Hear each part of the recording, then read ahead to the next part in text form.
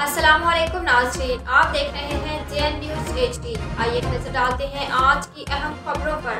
अलीपुर आबिद हुसैन बडानी, महंगाई के बेकाबू सुनामी में गरीब आवाम के सब्र का पैमाना लबरेज। हुकूमत ने मिनी बजट के नाम पर महंगाई बम गिराकर गरीबों के मुंह से रोटी का लुकमा भी छीन लिया।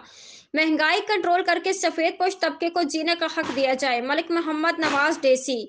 तफसील के मुताबिक खैरपुर सादात की सियासी समाजी शख्सियत चीफ ऑफ डेसी मलिक मोहम्मद नवाज हुसैन डेसी ने मीडिया से गुफ्तगू करते हुए कहा कि मुल्की मैशियत की बेहतरी के लिए मुश्किल फैसले नागज़ीर हैं, ना तो भारी टैक्सेस के जरिए आवाम की जेबें काटने की बजाय उसका आगाज अशराफिया और एलियट तबके से किया जाए। मैंने बजट महंगाई में पिसे गरीब आवाम पर ड्रोन हमला है।